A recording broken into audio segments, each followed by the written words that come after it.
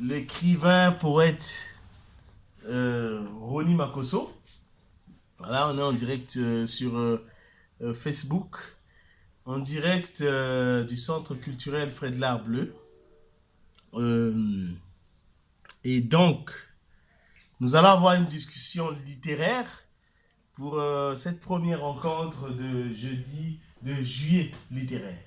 C'est un mois où on va parler de littérature, de votre œuvre et de vos œuvres, parce que vous en avez d'autres déjà écrites. Vous allez aussi nous expliquer ce qui s'était passé avec l'Hélice bleue. C'est le moment d'en parler. Mais avant tout, on aimerait d'abord tout d'abord vous saluer parce que vous êtes arrivés, vous avez honoré à votre rendez-vous littéraire. Merci. Pour nous, en tant que directeur lointain de Fred Lard Bleu, je souhaitais beaucoup te remercier parce que d'abord tu es un ami, tu es un frère, et puis tu es un poète, tu es un écrivain, quelqu'un qui, bien qu'on ne se rende pas compte maintenant, c'est d'ailleurs le problème de notre siècle, on ne se rend compte des choses qu'après. Il est nécessaire pour moi de te remercier parce que en écrivant ce livre que je tiens dans ma main, Les Marginaux, tu as écrit pour beaucoup de gens, pour les pauvres, même pour les riches, qui sont aussi, qui se considèrent comme des marginaux, parce que on retrouve ce côté-là aussi très subtil dans ton livre. Et donc, tout premièrement, la première question que je vous poserai serait: quelles sont vos impressions, Ronnie Rodolski Makosso, en arrivant au centre culturel Fred Lard Bleu? D'abord, merci. Je vous rends l'ascenseur en disant je suis très flatté d'avoir mis pied ici au centre culturel Fred Lard Bleu. Déjà, Fred Lard, en tant que personne, c'est un ami, un frère, un frangin que je ne saurais présenter parce que nous venons de très loin. J'ai le devoir de dire que c'est un monsieur de la culture, un monsieur de l'art. Et aujourd'hui, je le dis tout haut, c'est un promoteur culturel en devenir en puissance. Parce que je l'ai vu commencer depuis plusieurs années, malgré les embûches, les ronces et les épines, mais il a tenu mordicus de faire naître son centre et son projet de centre. Donc Fred Lard, en tant que personne, merci et félicitations. Merci. Et en tant que centre, félicitations à toute l'équipe qui t'accompagne, parce que j'ai rencontré des jeunes qui sont avec toi, qui t'entourent, et qui ont cette ambition-là d'accompagner, ce rêve même de vouloir faire de ce centre l'un des meilleurs de la ville de Pointe-Noire. En tout cas, je vous jette et je vous encourage de vive voix. Voilà. Merci beaucoup.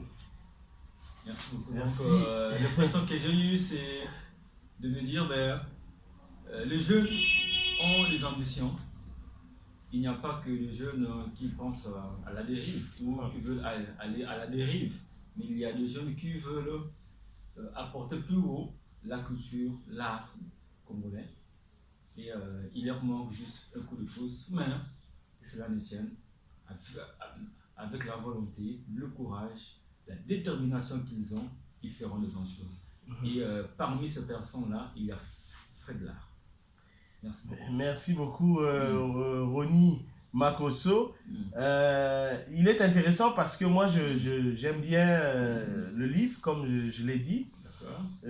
Ensuite, il y a le prologue. Ce prologue, il est intéressant. Je vais essayer de faire une lecture rapide sur ce prologue-là. 192, c'était le nombre de pages contenues dans mon cahier. Sur la couverture, une photo grand format de Joe Ballard, superbement vêtu. Il est une figure emblématique de l'art vestimentaire qu'on appelle la sape. Répandu dans le milieu juvénile de notre pays, ce phénomène ne cesse de faire des adeptes. Nous avions tous des cahiers à l'effigie de ce célèbre sapeur. Il se vendait comme les harangues que les pêcheurs béninois vont attraper dans notre océan. Au dos du cahier, des tables d'addition, de multiplication, de soustraction et de division. Nous les apprenions en classe. Après l'avoir rempli, des chroniques de mon quotidien, je l'avais donné à lire à Papa Miyeke. 4 mois après, il me l'avait rendu. Qu'allais-je en faire? Le ranger dans un tiroir? Non. Je fis comme certains jeunes écrivains qui rêvent de publier leur premier roman. Saisir le texte, multiplier les copies d'exemplaires, puis les envoyer à plusieurs éditeurs. Le premier qui serait séduit par mon manuscrit ferait mon bonheur. Voilà comment tu commences ton prologue. C'est assez original, il faut le dire. Parce que quand on a l'habitude de lire, on sait que le prologue explique dans les phrases ce qui est écrit dans le livre. Mais en fait, tu as expliqué ce qui est écrit dans le livre d'une autre manière en expliquant le livre lui-même. Parce que quand tu parles de Joe Ballard, des cahiers que chacun avait, tu vois le fait que tu dénotes la multiplication, la soustraction, l'addition, ce sont des choses qui sont extraordinairement étranges parce que de toute façon, c'est ce que nous faisions tous. Voilà. Ce côté que tu as de l'écrivain réel, je veux dire. Je sens que tu as ce côté-là, de l'écrivain réel. Pour faire un prologue comme ça, tu t'es même pas emmerdé. Et pourtant, il est très difficile de faire ça. Voilà, c'est ça la question. Parce que si tu avais dit à quelqu'un, écoute, je veux faire ça, il va dire comment faire ça. Et ça va devenir composé. Mais vraiment là, c'est comment tu fais? Comment ça se passe? L'idée de faire un prologue comme ça te vient d'où comme ça? Ça vient d'abord de l'émotion que je ressens. Ouais. Parce qu'il fallait répartir dans mon enfance. Vous l'avez cité dans le prologue, je parle bien évidemment de Joe Ballard. À l'époque, je pense, ceux qui ont peut-être vécu dans mon époque, ou avant les années 90, donc 90, comme ça, nous avions des cahiers à l'effigie de Joe Ballard.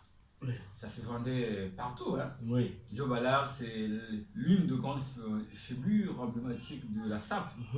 Donc, voilà. Donc, il y avait des cahiers sur lesquels il y avait son effigie, sa photo. Et tous voulaient avoir les cahiers à l'effigie de Joe Ballard. Donc, chaque enfant, à l'époque, voulait que son père, sa mère lui achète des cahiers avec eux. Le fusil de ce sapeur-là. Donc, moi j'en avais. Et donc, je garde en fait ces souvenirs-là. Voilà pourquoi j'en parle. Parce que c'est quand même une nostalgie de... Oui, et il faut rappeler qu'aujourd'hui on ne s'en rend pas compte.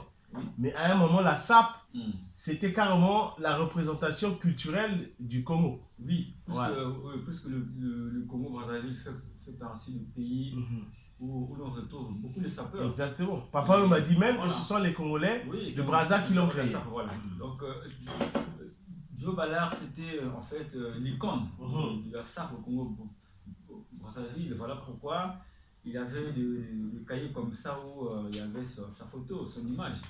Donc, je parle un peu de cette époque, de ces années-là, pour rendre hommage aussi à ce grand homme. À ce grand homme.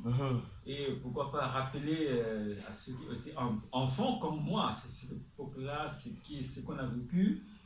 Voilà, c'est un souvenir en fait que je rappelle à ceux qui ont vécu dans mon époque. Voilà. Ok. Et effectivement, c'est-à-dire qu'il y a une chose qu'on remarque aussi lorsqu'on a atteint la 7e page qui est donc le numéro 1, puisque tu as fait l'effort de ne pas mettre des chapitres, tu as laissé les choses se simplifier. Très bien. Et c'est ce que j'aime chez toi, ce côté simple-là. Mais il y a une phrase qui, à mon avis, parle beaucoup, et ça va parler à beaucoup, certainement parmi nous qui sommes ici, où tu dis, tu commences par les guillemets, la première phrase donc du roman, « Tu n'es qu'un poltron, un bon à rien dans cette maison. Tu n'arriveras à rien dans ta vie, toi. » On a certainement tous à un moment ou un autre de notre vie entendu ce genre de propos, Voilà. tu peux le mettre là parce que c'est un autre écrivain publié. Ah, Donc d'accord. il faut les mettre à côté. Ah, d'accord. Les deux écrivains publiés de cette salle. Quel honneur. Ouais. Donc, Bonjour tout le monde. Bonjour. Merci. et donc, cette phrase, tu n'es rien, tu n'es qu'un poltron, un bon à rien dans cette maison, tu n'arriveras à rien dans ta vie. Moi, en entendant ça, je sais que j'ai déjà entendu ça. Très bien. Hein? Quelqu'un me l'a déjà dit un jour. Voilà. Je ne sais pas Bon à qui, rien, mais il y a des gens comme ça qui jugent l'être humain, qui nous traitent de bon à rien, qui pensent que nous n'avons rien à faire et que nous ne sommes rien du tout. Et il faut signaler toujours à ceux qui nous suivent, même à travers, qui vont nous suivre peut-être pas à travers ce direct, qu'on parle des marginaux de ton livre. D'accord. Et donc, je me dis, mais ça c'est un cri, un plaidoyer pour tous ces enfants qui maintenant encore, qui sont dans des maisons, dans des habitations, au foyer, qui vivent des moments difficiles, à qui on dit ce genre de choses. Et c'est ce que tu as vécu.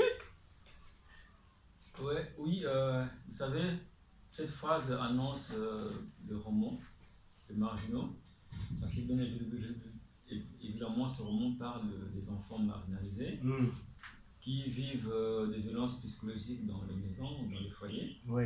Donc déjà, c'est le calvaire de Mwanansoni, les héros du narrateur du roman. Vous savez, on a tous vécu quelque chose, hein, de la part de nos parents, moi personnellement. Souvent, voilà, quand j'étais gosse, enfant, Oui. j'entendais voilà, les parents me dire, souvent me jurer, bon, déjà je vous en parle, moi qui ai une grosse tête, Oui. il disait, toi néné, Voilà. et donc chaque fois que tu commettais une bêtise, c'était Voilà. comme ça, une injure, tout ça. Et du coup, ça, sans faire attention, ça affecte la psychologie de l'enfant. Et du coup, si l'enfant ne sait pas s'en tenir, il va se dire, mais attends, tiens, je suis un bon à rien, donc je ne peux rien faire de ma vie. Et du coup, ça destine la vie de l'enfant. Voilà pourquoi il faut faire attention à ce qu'on dit aux enfants. Oui. Donc, ce que tu dis de quelqu'un, c'est ce que cette personne serait un jour. Donc, quand on traite mal un enfant, ben, ne soyez pas surpris que l'enfant soit un vagabond, un agresseur et tout, parce qu'on a destiné la vie de l'enfant par rapport aux paroles. Exactement. Parce que les paroles sont comme des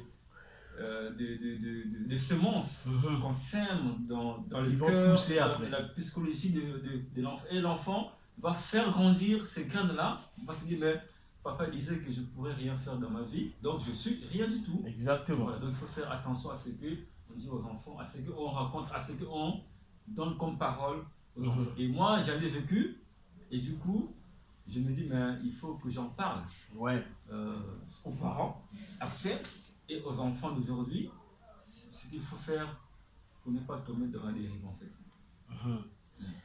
Alors, il y a, comme je dis, hein, moi j'ai grainé les chapitres qui ne sont pas des chapitres.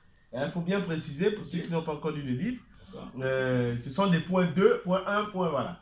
Et là, une fois de plus, tu commences par des phrases simples mais qui sont fortes. Comme ici, tu dis, si tout était à refaire, je choisirais de naître dans la famille de Fédarcy, qui, il faut le signaler, est un ami d'enfance, peut-être voisin aussi, je crois, avec lequel tu as grandi, tu as vécu des moments magnifiques. Parce que, d'après toi, Fédarcy était mieux traité chez lui. D'accord. Voilà. Et comment tu vois Fédarcy aujourd'hui? Vous savez, les enfants aiment faire des comparaisons. Quand on est gosse, on se dit, mais si chez moi, mes parents me traitent différemment, méchamment, mais chez l'autre, voilà, il est choyé, gâté, bon, enfin, les parents s'occupent bien de lui. Je me dis, mais j'aurais pu naître dans cette famille, en fait. C'est comme un peu, en tant que Congolais, on dit, mais fallait nous comme les États-Unis, hein, fallait nous qu'on a un poutou, hein. Voilà, donc un peu, on se dit, mais ici chez moi, ça marche pas. Voilà. J'aurais pu naître ailleurs, grandir ailleurs, voilà. Donc c'est un peu ce que Mwanansoni a vécu, hein. Quand tu fais la comparaison du calvaire qu'il vit chez ses parents et du bonheur familial que Fédarcy vit chez lui, on s'est dit, mais j'aurais pu naître chez Fédarcy dans la famille de Fédarcy. Voilà. Donc c'est un peu une manière de dire que voilà, l'enfant fait toujours des comparaisons pour dire que chez moi, ça va pas mieux, je préfère aller vivre chez... D'où l'expression, voilà, l'herbe est toujours plus verte voilà, que chez le voisin. Les autres, voilà. Ok. Donc c'est un peu de comparaison comme ça que j'ai pris pour parler des enfants qui pensent que chez les autres c'est mieux que chez eux. Voilà. Voilà. Voilà ya imambwe o mama iyoyo insi ya imambwe. Qu'est-ce que ça représente jusqu'à mettre ça dans ton roman? Ben, c'est bien évidemment des souvenirs d'enfance. Vous savez, bon, pour ceux qui sont là, je suis né en 1982. Donc, j'ai vécu Télé-Congo. Moi, j'ai toujours l'habitude de dire que c'est la dernière étape de la belle époque que nos parents nous vantent là. Exactement. Et voilà que époque à tout voilà bien tout ça voilà. Donc moi je pense que tout s'est arrêté après la conférence nationale. D'accord, ça c'est selon l'écrivain Roni voilà. Makosso, poète, il dit tout s'est arrêté après la conférence nationale. Voilà.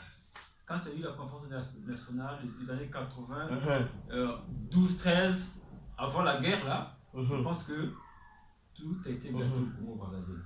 Parce que nous, je me rappelle bien quand j'étais à l'école primaire, on ne pouvait jamais savoir le voisin à côté s'il était Mboshi, Teke, Vili, machin, on ne savait pas. On était collègues congolais. Exactement. Mais aujourd'hui, quand on regarde, regarde mon Teke, regarde mon Mboshi, Balari.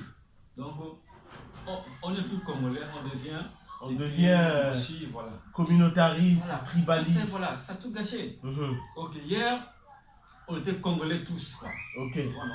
Donc, voilà, il y a Imambo, c'est le générique. Ouais. C'est d'abord la chanson de Pamelo Moka qui faisait office de générique de cette émission sur les sketchs. Le sketch. Voilà. À l'époque, Télé Congo, on voyait Lumingu, on voyait Moustache Chambongo, Lianga, et voilà. Donc je parle un peu de mon enfance parce que à l'époque, Télé Congo c'était la seule chaîne télévision au Congo, même en Afrique centrale. En Afrique centrale, oui. C'était puissant. Voilà. Donc le Congo était même au premier plan dans nos yeux visuels, mais aujourd'hui, malheureusement, en dernier, je ne sais pas. Voilà. Donc je parle un peu de cette époque-là pour remémorer, pour rappeler. Donc tu as aimé cette époque malgré ce que je vais lire. Non, franchement. Cette chanson avait été composée et interprétée par Pamelo Moka. Il déplorait qu'au Congo et même ailleurs, les drames sociaux, économiques et politiques ne cessent de croître. Chaque sketch mettait en évidence une tragédie sociale. Évidemment, il y en avait trop dans notre pays. N'est-ce pas? On est dans les années 80, 90. Dans chaque scène, nous découvrions de nouveaux drames. Des bébés jetés dans des poubelles, d'autres abandonnés dans des hôpitaux, des femmes infidèles qui trompaient leur mari, introduisant des maladies sexuellement transmissibles dans certains couples et causant des divorces dans d'autres. Des sorciers cannibales, l'enfance maltraitée. Oui, mais c'était en fait des sujets qui traitaient ces sketchs-là. Ouais. Je me rappelle bien, il y a un sketch célèbre, hein, oui. où on disait Obi Yomoko Bominga. Ça me rappelait bien. Oui. Mon frère à côté peut se rappeler. Hein. Oui, lui. Moustache Chambongo. Qu'on appelait là, le vieux qui avait levé le balafon là. Ça, c'était le groupe de sketch. Oui, oui. D'accord. Voilà. Donc, il y avait plusieurs sujets, plusieurs thématiques qu'on débattait à l'époque. C'était pour éduquer la masse, éduquer la société. Voilà. Donc, je reviens sur ça pour dire un peu ce qui s'est passé à l'époque avec les sketchs. Voilà. Voilà. Et c'est vrai que, comme nous avons dit, ce livre s'intitule Les Marginaux. On aurait pu appeler ce livre, on va voir, Les Misérables, comme je l'ai dit quand on était ensemble. Parce qu'effectivement, mais à la congolaise, ça parle y a des passages qui m'ont ému, comme là où parle l'enfant qui est devenu adulte, parce que quand tu dis les lumières s'étaient éteintes dans la maison, de lugubres ténèbres s'étaient emparées de mon cœur, plus rien ne respirait, ne vivait autour de moi. La voix de ma mère ne résonnait plus entre les quatre murs de la concession. Un jour, une femme débarqua chez nous, telle une renarde à l'affût, dévora ce qui me restait à vivre dans cette maison. J'étais pour elle comme un petit piment, réputé piquant, qu'elle avait avalé. Tu n'as rien à manger dans cette maison, me disait-elle méchamment. Je dormais souvent le ventre vide. Mon père savait mais ne disait mot. Au milieu de la nuit, je souffrais de crampes d'estomac. Je soupirais et pleurais en silence. Le matin, je me soumettais aux petites corvées ménagères que me confiaient les gens du quartier, moyennant une modeste somme d'argent. Fléchir les genoux en faisant ces petits boulots n'était ni un signe de faiblesse ni de pauvreté, mais plutôt le réveil d'un courage qui brave toute adversité qui s'oppose à la destinée. C'est fort quand on lit ça, et c'est d'autant plus fort quand on connaît les difficultés quotidiennes des Noirs, des Africains, des Congolais en général, et d'un enfant qui vit chez un monsieur qui peut s'occuper de lui, mais qui pense et qui ne bénéficie pas tout ce qui est nécessaire à sa vie. Ouais. C'est ça. Ouais, c'est très triste, très douloureux, parce que, vous savez, bon, je suis parti un peu dans ma culture. Si vous avez retrouvé la phrase qui dit fléchir les genoux. Oui, bien sûr. Voilà. J'ai traduit exactement un proverbe de ma langue Vili qui dit Futsuma lequel mundon couvert. Futsuma lequel mundon couvert. Ça veut dire que être, on va dire, obéissant n'est pas un signe de faiblesse. Être obéissant n'est pas un signe de faiblesse. Ça veut dire qu'il faut se rabaisser pour bénéficier des services des aînés et des grands. Voilà. Donc il faut être humble, docile pour pouvoir avancer dans la vie. Voilà. Donc c'est un peu le calvaire qu'a vécu le petit Mwanansoni, qui ses parents l'avaient presque rejeté. Il s'est dit, mais je ne peux pas baisser le bras, je me lève, je vais chercher ma vie, je vais faire les petits boulots, je ne veux pas aller de gauche à droite, braquer, voler, tout ça, je vais travailler. C'est un peu une comparaison que je fais par rapport aux jeunes d'aujourd'hui qui pensent qu'il faut aller braquer quelqu'un, il faut aller taper quelqu'un, il faut aller escroquer quelqu'un pour avoir de l'argent, mais la vie, c'est le travail. Exactement. La vie, c'est le travail. C'est le travail. Vous voyez, les jeunes qui vendent de l'eau sur le gros cuvette sur la tête, et voilà, les moments, voilà, les jeunes qui font des petits boulots, c'est ça même la vie. Il faut travailler. Et Mwanansoni, il avait à peine 15 ans. Rejeté comme ça, il s'est dit, mais je ne peux pas abandonner ma vie, je vais travailler. Il a fini même par être aide-maçon quand vous avancez. Bien sûr, voilà, bien sûr, on va le voir. Voilà. Parce qu'effectivement, il est très intéressé, tout adolescent, au travail, parce qu'il va travailler. C'est important pour moi de parler d'Alassane, parce qu'Alassane représente ici tous nos frères et nos sœurs qui viennent de l'Afrique de l'Ouest, qui sont très ancrés dans le commerce national, et en particulier le commerce monténégrin. Et donc là, on lit un extrait. Alassane me sollicitait souvent pour accomplir quelques bricoles. Puis, il finit par m'engager dans sa boutique. Je l'aidais à servir ses nombreux clients. Chaque matin, avant l'ouverture, je balayais devant la devanture. Tout au long de la journée, il recevait les commandes et me disait « Mwanansoni, 1 litre d'huile pour cette femme, 5 verres de riz pour cet enfant. » Parfois, il me blâmait. « Et toi, Mwanansoni, tu n'as pas encore servi le pétrole à cet enfant-là, hein ?» C'est montrer ce qui se passe dans la vie de tous les jours aussi. Parce qu'on a tous déjà été témoins de cette scène que tu viens de décrire. On va acheter un truc chez un Westaf, c'est-à-dire le West africain. Ici, chez nous, on abrège le Westaf.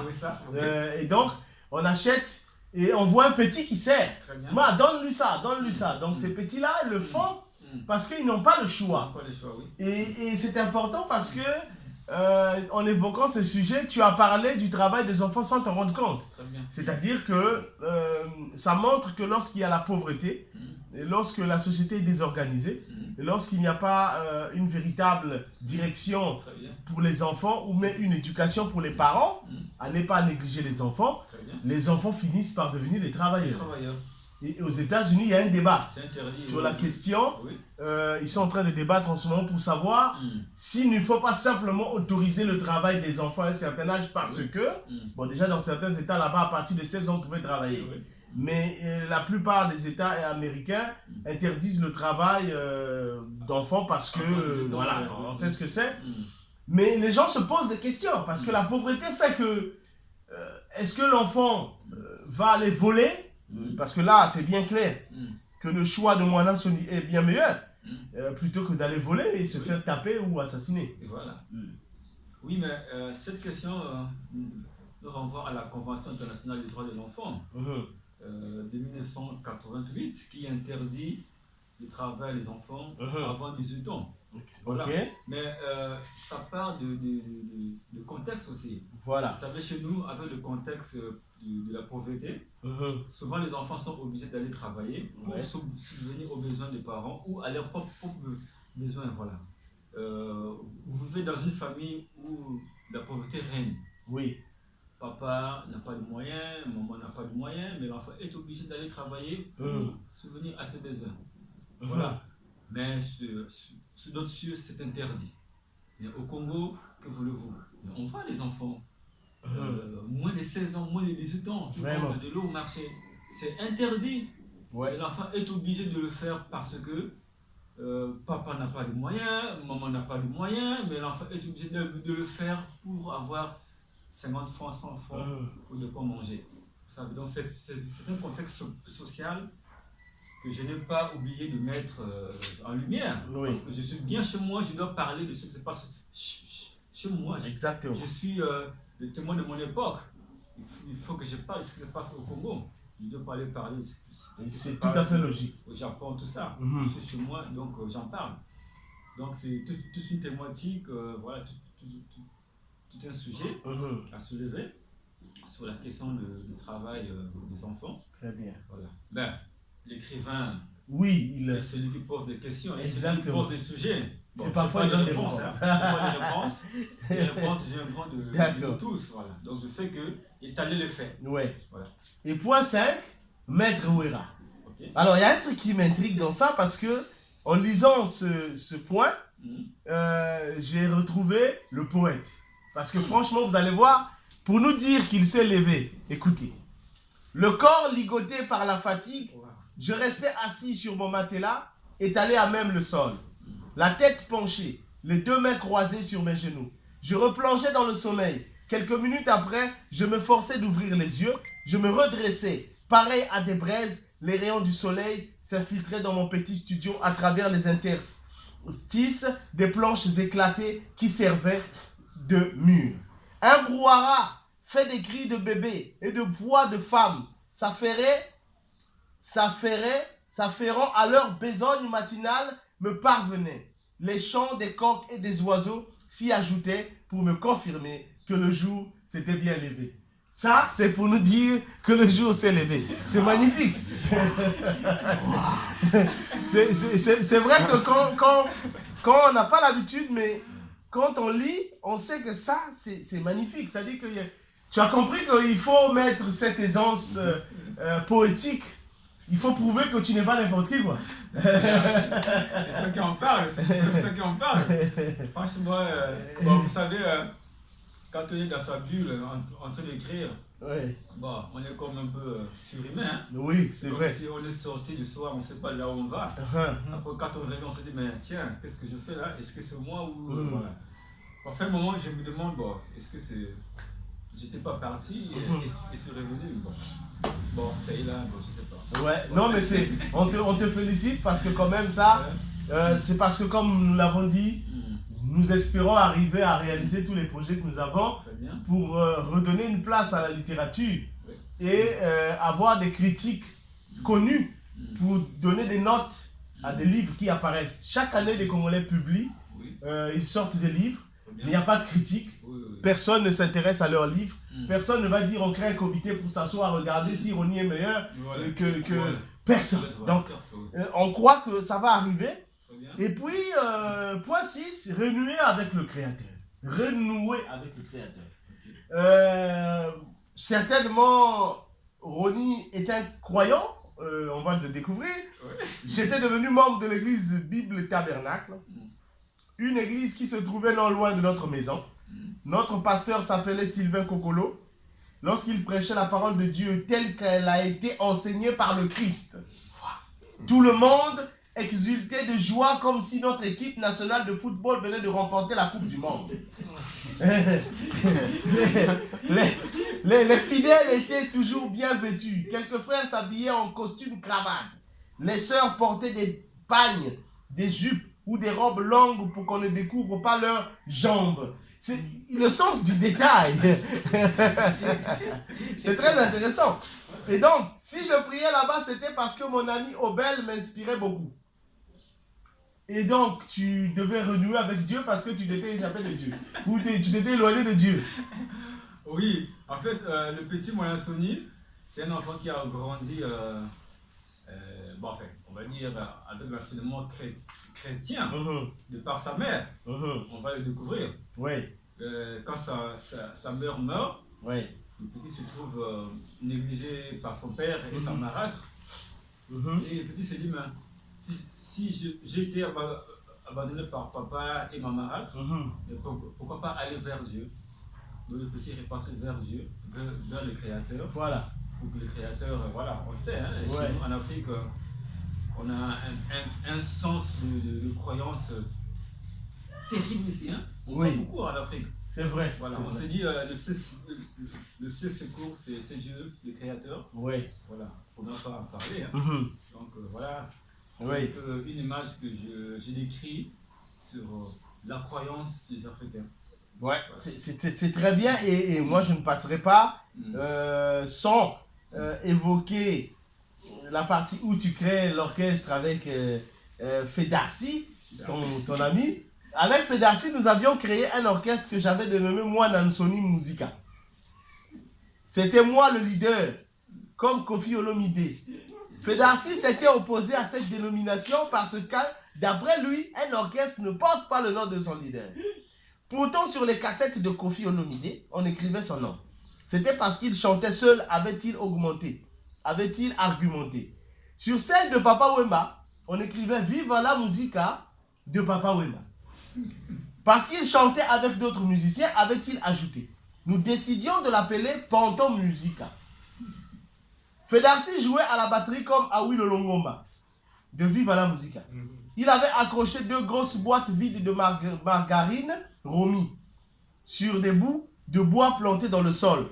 Il tapait dessus très fort et donnait un son qui ressemblait souvent au rythme dansant de l'orchestre Loketo de l'artiste Orlus Mabele.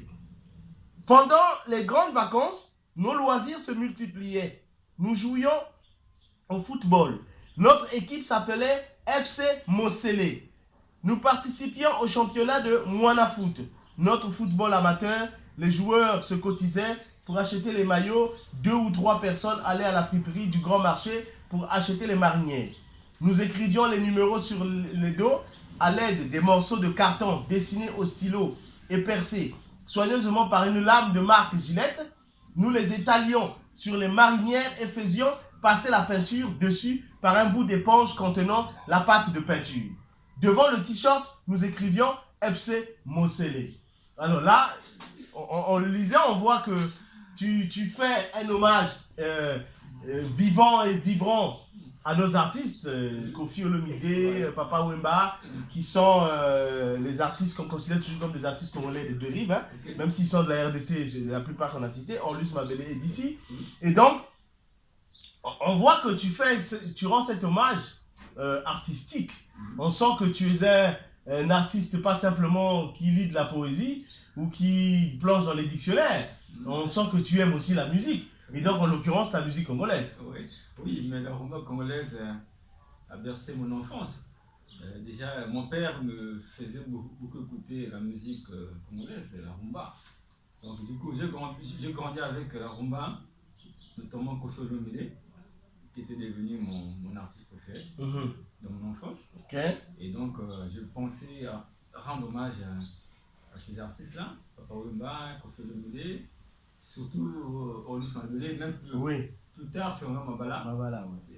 Partez le Congo, hein. Partez le Congo, voilà. Donc, je n'ai pas voulu passer outre. Il fallait bien parler de cette époque-là, de ces années-là, pour remémorer un peu ce qu'on a vécu. Se rappeler de ce moment. Se rappeler de ce moment. Pourquoi pas dire à nos jeunes que voilà ce qui s'est passé à notre époque. Bon, c'est vrai qu'aujourd'hui on parle de Bouba, machin, voilà les jeunes, mais nous à notre époque c'était pour le Papa Wemba. Voilà, donc c'est pour répartir un peu à l'époque et ne pas oublier l'époque. Voilà. D'accord. Et puis à ce moment, nous vont dans le point 10, Femme Lumière. Je préfère lire pour que les gens aient une idée de quoi on parle. Lorsque je partais rendre visite à Papa Miyeke, je me résignais à ne plus passer par la ruelle de notre maison familiale. Je me forçais de ne pas rouvrir la plaie de la douleur de la disparition de ma mère qui cicatrisait avec le temps. Je savais que je ne la reverrais plus jamais. Rester à ses côtés, l'écouter me parler, c'était comme avoir devant moi le sujet d'une épreuve d'examen avant même de l'affronter. Par elle, je me construisais de l'intérieur. Je n'empruntais plus cette ruelle, non pas pour m'imposer l'effort de l'oubli du passé, mais par respect pour sa mémoire, m'obligeant de ne pas troubler son repos éternel. De la mort, elle me parlait souvent. Un jour, me disait-elle, il faut partir là où personne ne sait. Tout le monde partira, qu'on le veuille ou non. Nous irons nous reposer de nos efforts fournis ici-bas, mais insistait-elle, on ne quitte pas la terre pour toujours.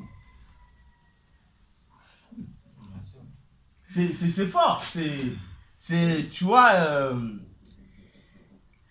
c'est émouvant. Parce que là, tu parles de ta mère, et tu dis pas, tu dis que tu ne refusais pas de passer là pour oublier le passé, mais par respect pour... c'est fort, non? Mais qu'est-ce que tu peux nous dire? Qui elle était ta mère dans ce sens-là, puisque tu le pressens comme ça? Oui, bon, vous savez, en Afrique, déjà chez nous, nous sommes dans un régime matriarcal. Oui. Donc on est plus attaché à maman, côté maternel. C'est pas faux, hein? C'est vrai en plus. Donc, Mwanansoni, parlons bien du personnage. Mwanansoni est orphelin de mère. Donc, sa mère étant partie, et donc c'est son père qui était le parent qui puis était resté, et qui vivait avec sa marâtre. Donc, Mwanansoni était maltraité par sa marâtre.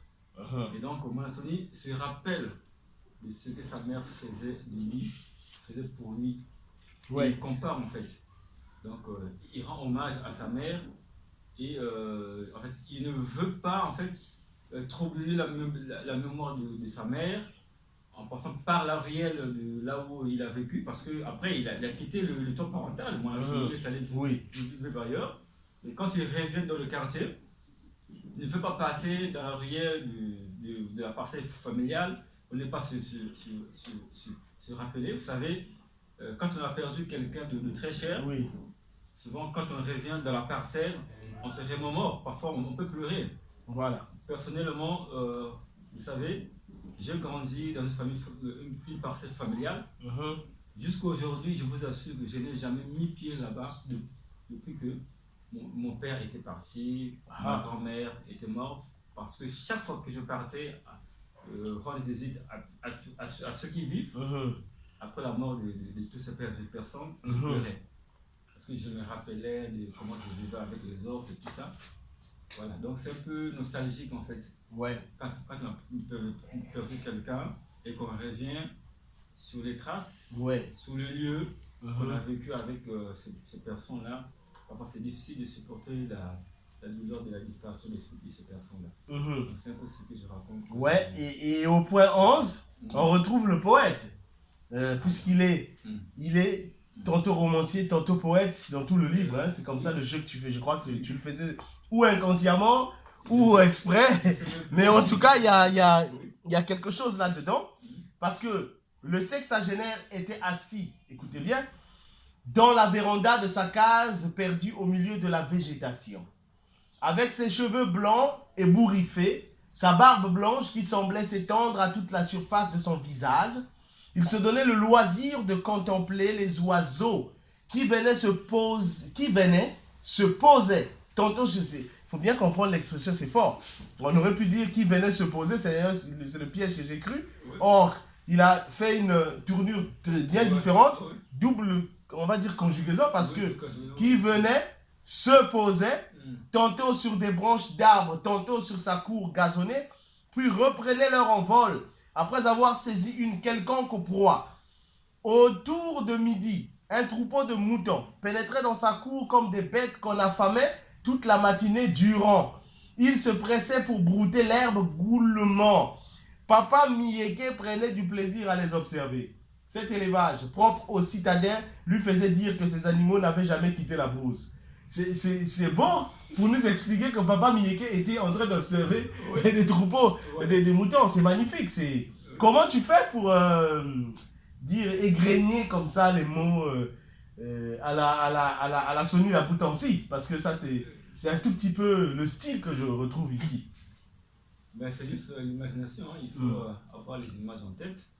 Ouais. C'est dire qu'est-ce que je peux écrire, qu'est-ce que je vois en fait.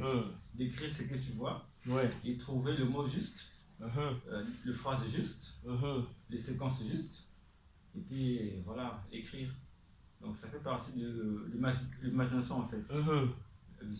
Il faut écrire ce que tu vois en toi, dans ta mémoire, voilà, et les poser avec le mot, les phrases qu'il faut, voilà, lier les deux ensemble. C'est magnifique. Bon, je ne sais pas si les assistants ont des questions avant qu'on ne poursuive et conclue. Vous pouvez poser des questions. Il est à nous ici. Il nous appartient aujourd'hui. Il est à nous. Des questions, peut-être venant de l'écrivain? Pendant que je prends ma bière. Il prenne sa castelle. J'avais une question qui me venait. Comme l'a su le déniché, M. Fredla, dans le bouquin, vous avez utilisé dans deux styles. La poésie, un côté poétique, et de l'autre, de vous-même l'écrivain. Bon, ma question était de savoir, est-ce que vous pouvez nous aider à nuancer, à faire la différence entre le poète et l'écrivain? Oui, d'accord. Ben déjà, René Char disait que la poésie est le pôle de départ, de tout le départ. Parce que tout grand écrivain commence par la poésie. La poésie, c'est la contemplation, c'est l'imagination et c'est en fait la rêverie aussi. Donc, tout grand écrivain passe par la poésie, obligatoirement. Bon, peut-être pas obligatoirement, mais c'est même le chemin propice pour arriver au roman. Voilà, Fredla le sait, il est poète. Donc, quand tu sais maîtriser la poésie, le roman, Victor Hugo en disait, non? Il disait que la poésie, qu'est-ce qu'il racontait? Il disait, en fait, c'est pour dire que... Je peux paraphraser. Voilà, que le roman, c'est un exercice facile. Non, que c'est le résultat de la poésie, en fait. Oui, c'est vrai, oui. Pour paraphraser. Donc, quand tu commences par la poésie, le roman, il est facile. Parce que le roman, tu racontes. Et dans la poésie, tu embellis, en fait. Voilà, non? Tu décores. Voilà. Donc, c'est comme ici, la maison construite. Là, tu viens, tu décores. Fleurs, machin, tout ça. Donc, tu rends beau, belle la maison. Donc, le roman, c'est raconter, voilà, blablabla, mais le roman, la poésie embellit vraiment la maison. Voilà un peu la différence. Et c'est vrai, une autre question? Non, pour l'instant, ça va. D'autres questions? Quelqu'un a une autre question? Et là, c'est vraiment important parce que là, j'ai senti que le poète, le romancier a mûri et il est devenu philosophe. Parce qu'effectivement, on va voir, au point 17, lorsque tu l'intitules La peine, mais on va comprendre. Je n'avais pas dormi de la nuit. Toutes mes pensées avaient siégé sur le sort de ces 3 garçons. Je les imaginais confinés entre 4 murs, où l'air entre comme un visiteur de passage pour une autre destination. La prison est le départ de tout recul. Il vous projette en plein visage votre manque de civisme, dans une société pourtant réglementée par des valeurs et des principes. Chacun devrait s'y aligner, afin que sur terre, ses jours soient éclairés. Je n'avais aucune raison de bénir le ciel pour n'avoir pas appartenu à leur groupe. On ne se réjouit pas lorsque le feu a embrasé la maison du voisin. Il faut plutôt l'aider à l'éteindre pour que les flammes n'atteignent pas aussi la vôtre. Avais-je du mérite d'avoir échappé aux conséquences qui suivaient chacun de leurs actes délictueux? Cela pouvait m'arriver aussi. Nul n'est à l'abri d'une fatalité. Nous sommes tous des proies vulnérables devant la férocité de la vie. Nul n'est privilégié que l'autre. Chacun de nous devrait regarder ce qui arrive à l'autre comme notre peine à tous. Je pouvais comprendre les rancœurs que nourrissaient tous ceux qui en voulaient à ces garçons. Certes, la crédibilité du quartier et l'éducation des parents à l'égard des enfants furent remis en cause. Mais les habitants du quartier d'Ibodo devraient s'interroger sur ce qui incitait ces enfants à commettre de tels actes. Ils étaient portés disparus. Je savais que nous ne les reverrions plus dans le quartier. Pour un enfant, être recherché par la police, c'est plus que craindre la mort. Même sa propre ombre fait peur.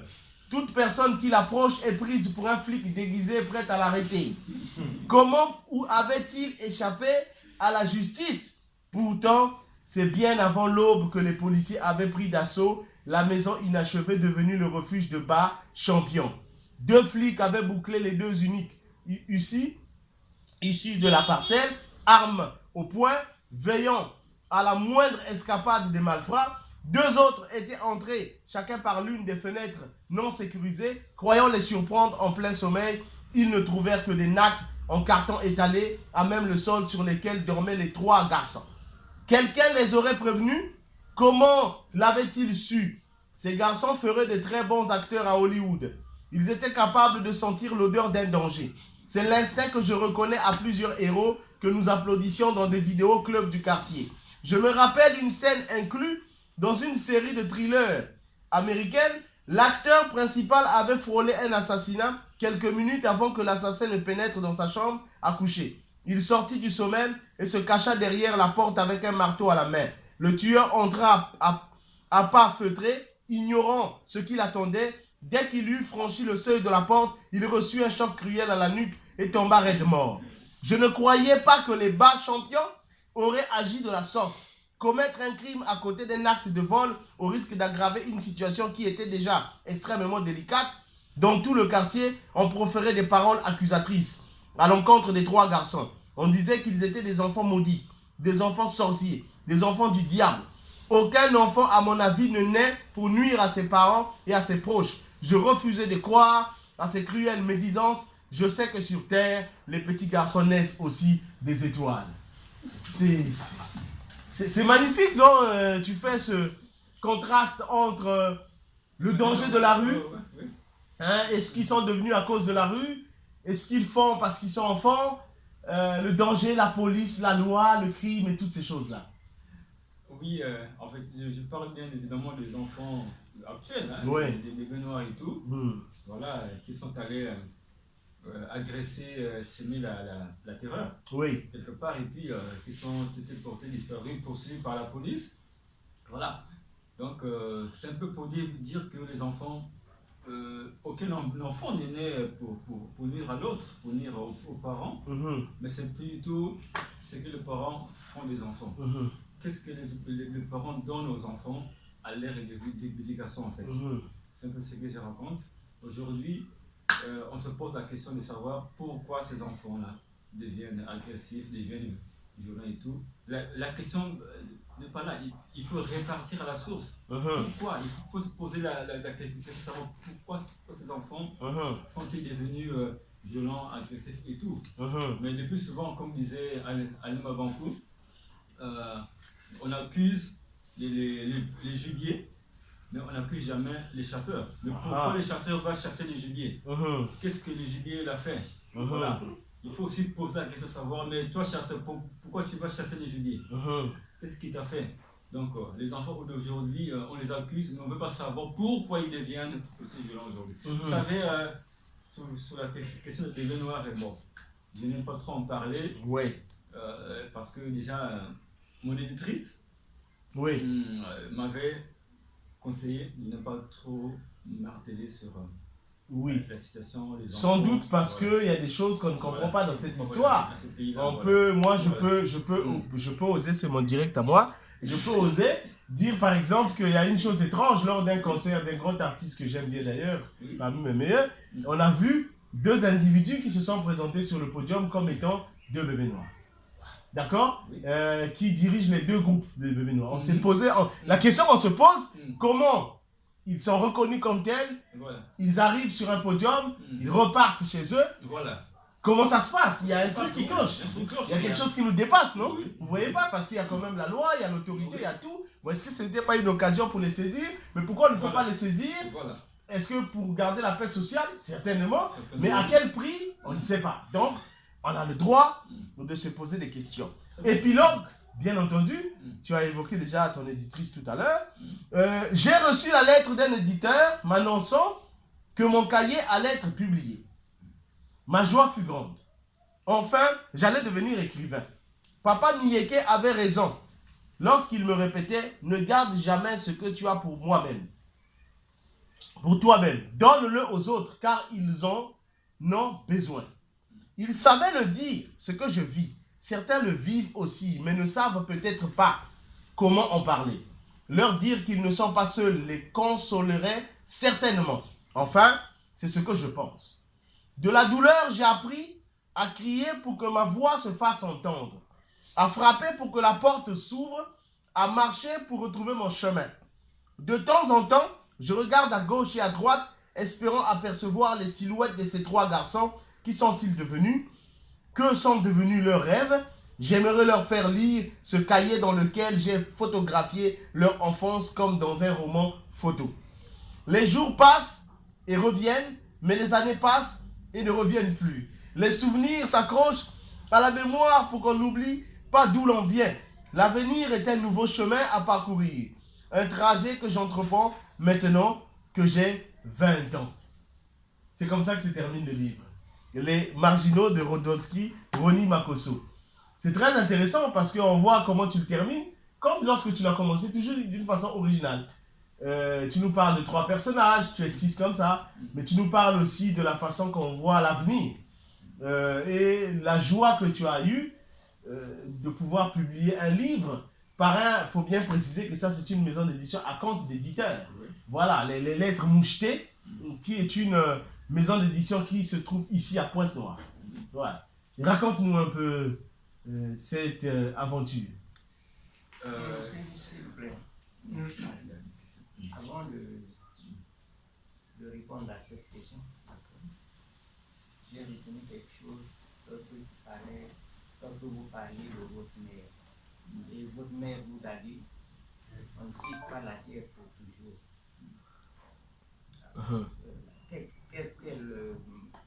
De quoi elle voulait parler? De la réincarnation ou bien de quoi? Bonne question. Ouais, très bonne question, oui. Oui, d'accord. Quand, parlant du bouquin, quand maman dit on ne quitte pas la terre pour toujours, dans cette philosophie, qu'est-ce que je veux dire en fait? Il faut laisser quelque chose avant de partir, une adresse. Oui, parce que c'est la phrase qui suit. Qui soit fait. Vous voyez, aujourd'hui, on parle de Lumumba, mais Lumumba n'est jamais parti, il est là avec nous. On parle de Martin Luther King, il n'est jamais parti. Donc le monde, on ne le quitte pas. Mais comment ne pas quitter le monde? Il faut laisser quelque chose sur terre. Oui, on pense. une Ouais. empreinte, quelque chose. Aujourd'hui, jusqu'aujourd'hui, on parle de Tchikaya Outamse, bien que mort longtemps, Ouais. mais Tchikaya est toujours vivant. Il y a récemment, nous avons célébré Célébrer voilà, l'anniversaire de son départ. Voilà. Donc, on ne quitte pas la terre pour toujours.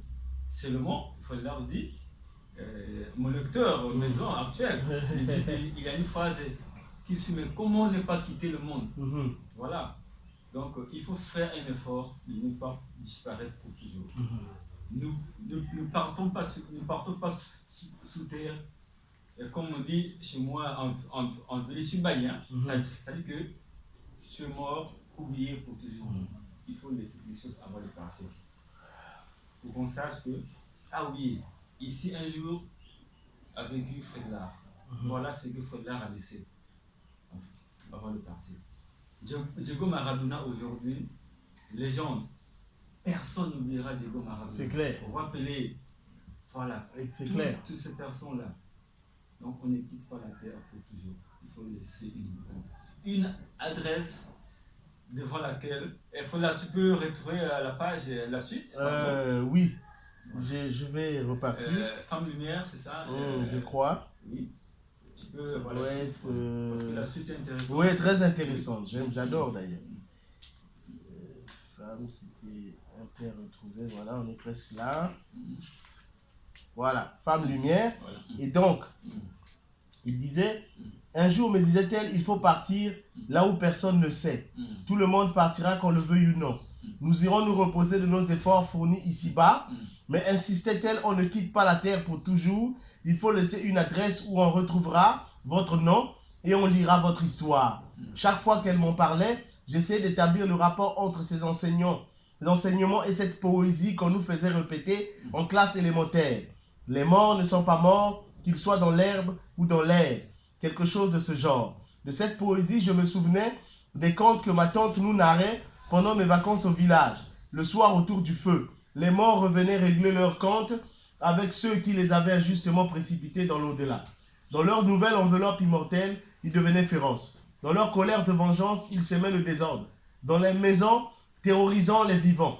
C'est voilà. Donc c'est un peu ça pour dire que faisons les efforts de ne pas quitter la terre pour toujours. Laissons quelque chose avant de partir. Ouais. Voilà. Tout ceci, chacun a un talent. Ne fais que planter un arbre. Voilà. Un arbre. Il y a même un programme national au Voilà. Congo où on plante les Voilà. arbres chaque année. On sache que un tel a planté cet arbre. Bon, aujourd'hui on parle de l'arbre de Brazza. Oui. À Dolzy, non, je ne sais pas où. Oui, Dolzy. le baobab. Le Le gros baobab. Voilà.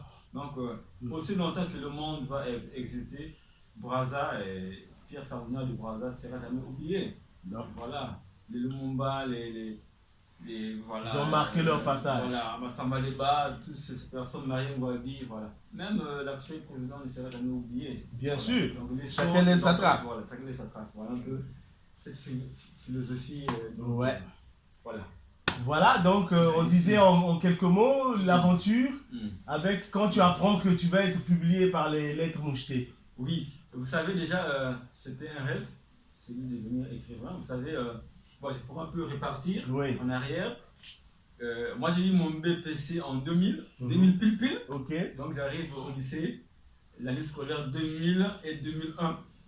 Voilà, donc le rêve que j'avais, c'est celui d'écrire un roman un jour, parce que j'avais pour modèle, je le sais bien, aller au concours. Bien sûr. Voilà. Avec bleu, blanc, rouge, Blanc, on avait rouge, vu voilà, à l'époque. et puis bien 1998, je me disais, mais il faut que j'écrive un roman, il faut que j'écrive un livre. Mais le chemin a été long. Vous savez, quand on écrit, il y a une différence entre écrire une lettre à sa mère ou à sa copine. Chérie, je t'aime, machin.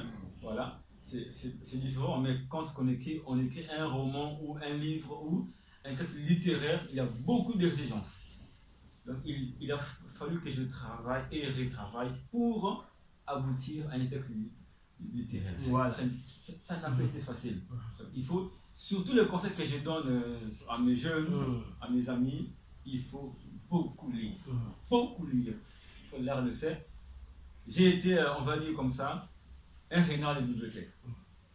L'Institut français, ils vont jouer tout ça, ils me connaissent. J'étais l'IFC était devenu à l'époque le CCF. La maison. Était devenu ma maison. Donc nous, on partait lire par catégorie. Donc, vous voyez, devant les rayons, premier livre. Donc on se donnait en fait de défi. Tu vas lire 5 livres par mois. 1, 2, 3, 4, 5. Tant que tu n'as pas lu le 5 là, non, tu es un mauvais lecteur. Il fallait lire, et savoir comment écrire, comment placer la virgule, comment mettre le point, tout un travail. Et il fallait le faire, travailler. Et quand vous écrivez, tu viens voir l'aîné, grand, j'ai écrit un texte là, vous savez, il y a des grands, il y a des aînés qui disent ça. Et je dis, c'est nul là, c'est très nul ce que je écrit là. Maintenant, il faut avoir le courage de revenir. Si tu n'as pas le courage, tu vas dire, vous écrivez en gros aussi. Mais on avait le rêve. Le rêve, c'est celui d'écrire. Donc, j'ai reçu comme ça des critiques. Je dis, à ton âge, là, tu ne sais pas que quand les vers se mettent à l'infinitif. Je dis, non.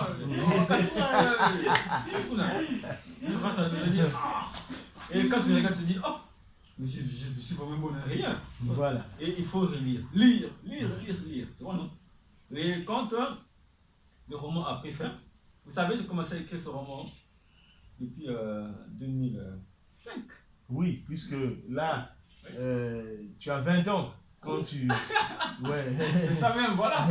Donc le roman, je l'ai écrit comme ça. 2005, j'ai commencé à écrire.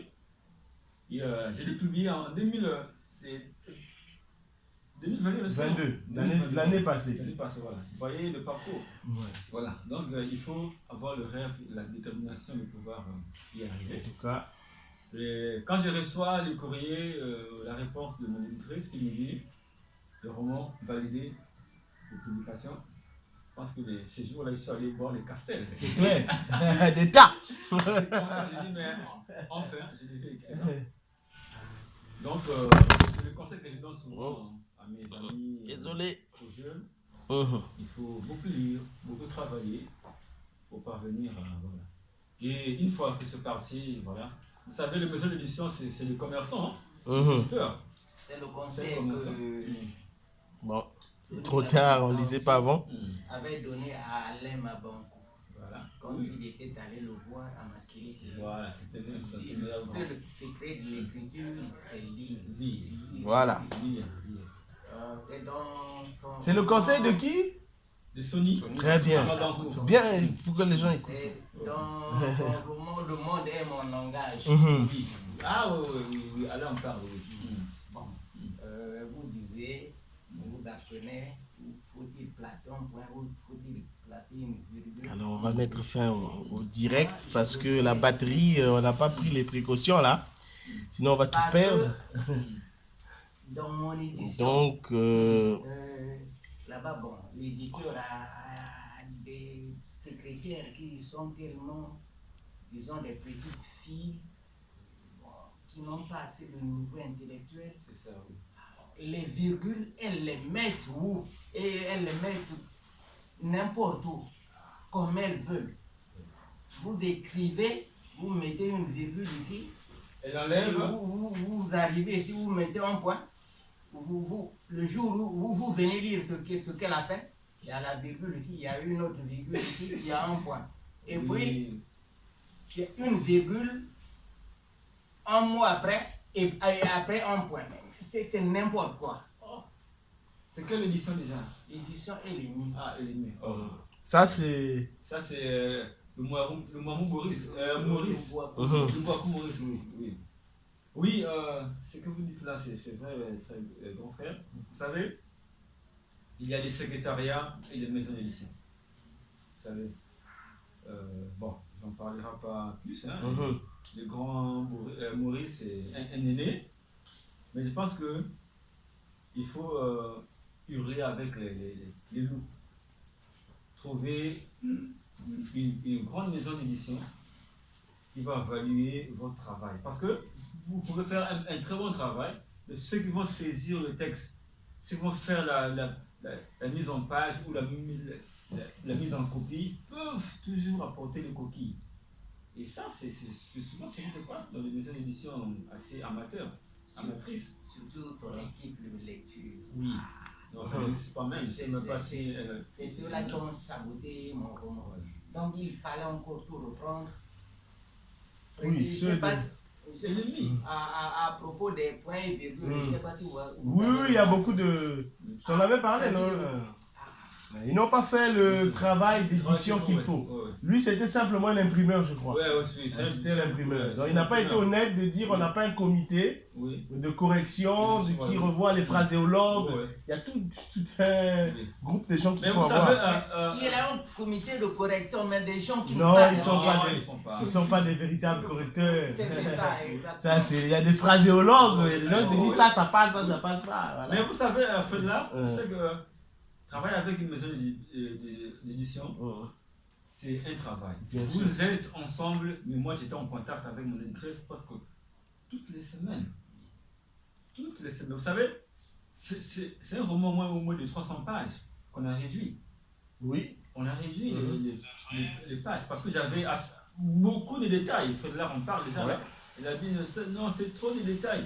Parce que moi j'aime en fait, quand j'écris, vous savez. Exactement. Quand je prends une bière, je dois décrire les secondes. Tac, là, je parle d'une seconde. Tac, donc, ça peut prendre 5 pages rien que pour prendre une bouteille et mettre dans la 5 pages. Oui, il a le sens du détail. Par 10. Mais elle m'a dit non, c'est trop pour un début. Elle m'a conseillé d'écrire un roman qu'on va lire d'un trait. Ok. Tac. Oui. Comme ça, en une journée. En une journée, et voilà, le lecteur finit. Après, quand tu vas grandir, tu vas faire voilà, tout ce que tu veux, blablabla, gauche, droite, machin, tout ça là. Mais commence par un truc, très, pour qu'on te découvre. Mais sinon, moi j'aime passer du temps à raconter voilà, une scène, détail après détail. C'est hugolien ça. Voilà. Et ça, quand on a lu Les Misérables. Et ça, c'est un travail entre auteur et éditeur. à la maison. Ouais. Tome 2. Ah, vous avez le tome 2. Tome 2, voilà. Donc, c'est un travail entre auteur et éditeur. Et ça prend du temps.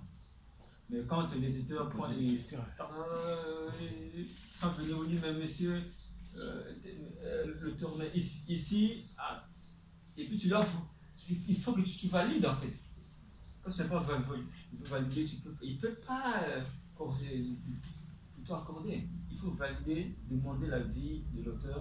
Est-ce que ici, c'est bon ou pas? Voilà. Donc, trouver une maison d'édition assez pro qui va travailler avec vous. J'espère que vous avez du talent.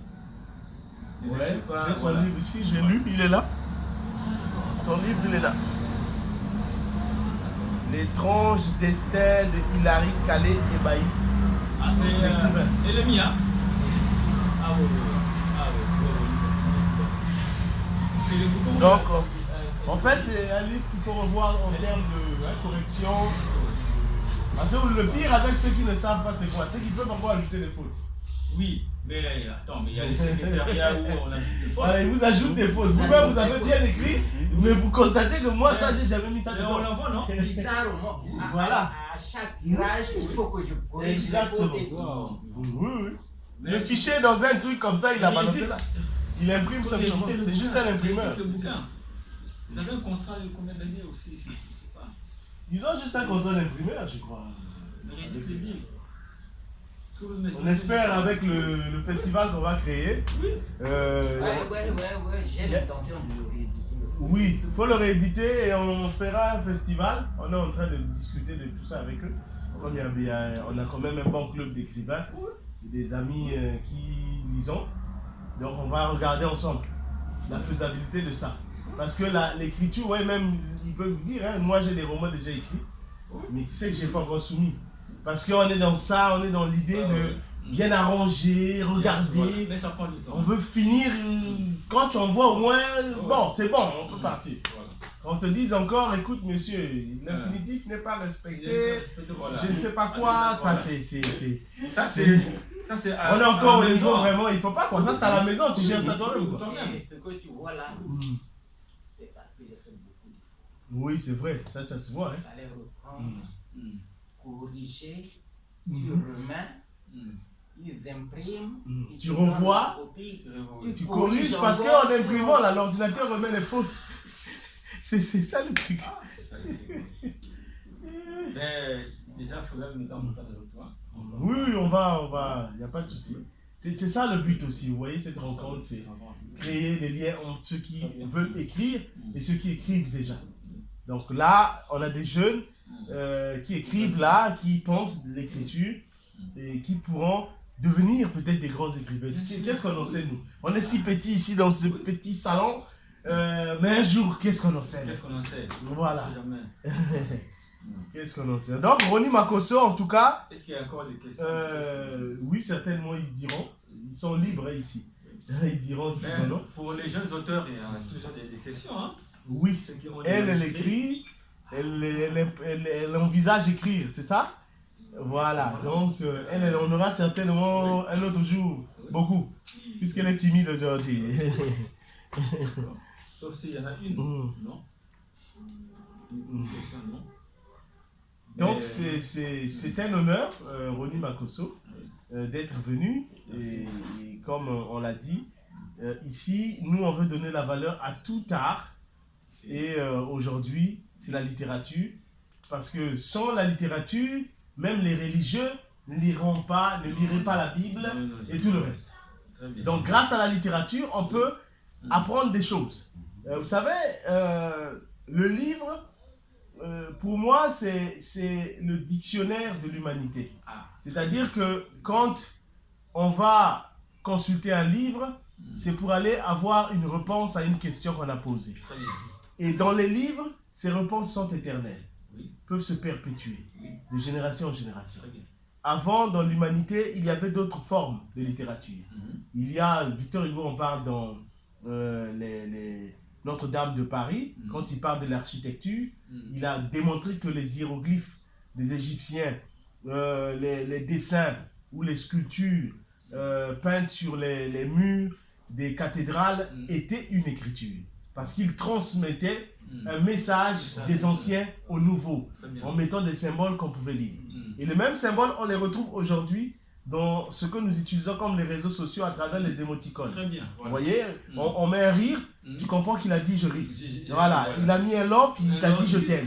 Voilà, donc c'est les mêmes choses et l'écriture fait souvent ce jeu, le va-et-vient. Et donc un livre, c'est sacré. Vous voyez, un livre, c'est sacré.